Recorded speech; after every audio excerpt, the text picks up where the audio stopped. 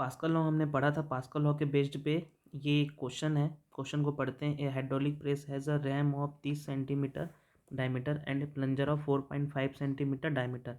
Find the weight lifted by the hydraulic press when the force applied at the plunger is 500 Newton.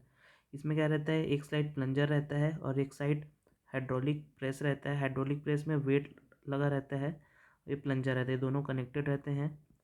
यहाँ पे plunger में force apply करते हैं तो ये जो वेट है कितना लिफ्ट करता है उसको हमको निकालना रहता है।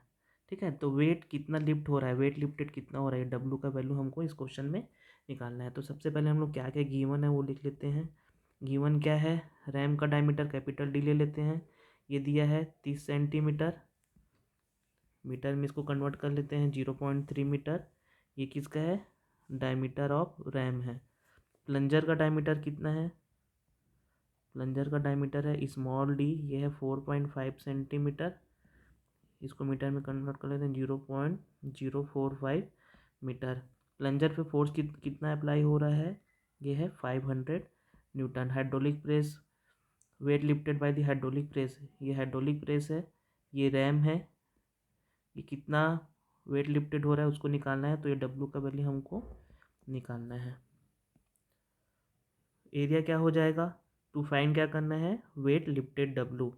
एरिया रैम का कितना हो जाएगा, एरिया ऑफ रैम हम लोग निकाल लेते हैं, ये हो जाएगा 5/4 कैपिटल डी का स्क्वायर।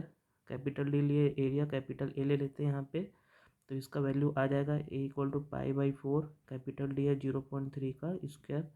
इसको सॉल्व करें तो हमारे पास आता है 0.07068 मीटर स्क्वायर। एक एलसी से सॉल्व करना है। एरिया ऑफ प्लंजर निकालते हैं, एरिया ऑफ प्लंजर स्मॉल ए, ये हो जाएगा 5/4 स्मॉल डी का स्क्वायर, तो हो जाएगा 5/4 स्मॉल डी है हमारे पास 0.045 मीटर का स्क्वायर। इसको सॉल्व करते हैं तो हमारे पास आ जाएगा 0.00159 मीटर स्क्वायर। अब हम इसका एरिया निकाल लेते हैं। एरिया निकाल लिए इसका हम। अब यहाँ पे प्लंजर पे कितना प्रेशर लगेगा वो निकाल लेते हैं।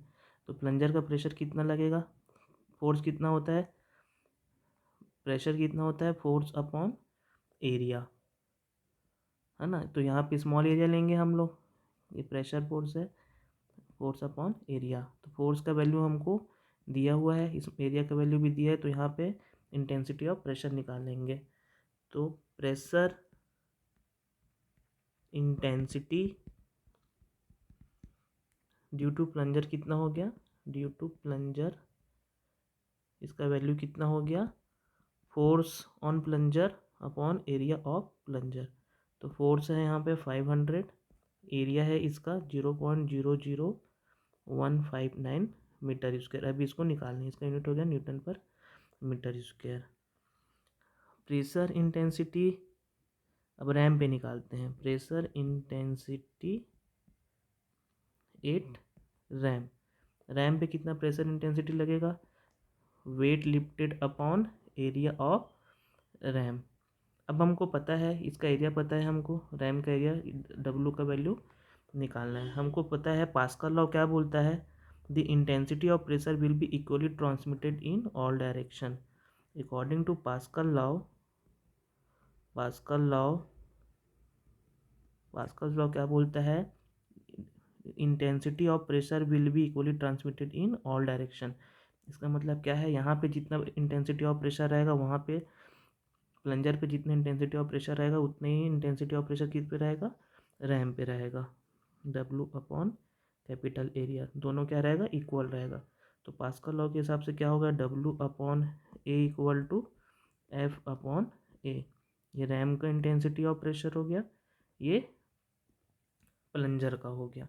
यहाँ पे वैल्यू को पुट कर देते हैं तो हमारे पास वैल्यू है वेट अपॉन इसका एरिया है 0.07068 न्यूटन पर मीटर स्क्वायर, और प्लंजर का है 500 अपॉन 0.00159 न्यूटन पर मीटर स्क्वायर। इसको सॉल्व करते हैं तो डब्ल्यू इक्वल टू क्या हो जाएगा, 500 इंटू 0.07068 अपॉन 0.00159। तो वेट का वैल्यू हो जाएगा हमारे पास, इसको सॉल्व करने के बाद 22.2 इंटू 10⁻³ न्यूटन, और इसी को हम लोग क्या लिख सकते हैं, 22.2 किलो न्यूटन। तो ये हो जाएगा वेट लिफ्टेड, जो हमको क्वेश्चन में निकालना था। मेरे ख्याल से न्यूमेरिकल बहुत समझ में आ गया, वो बहुत इजी न्यूमेरिकल है।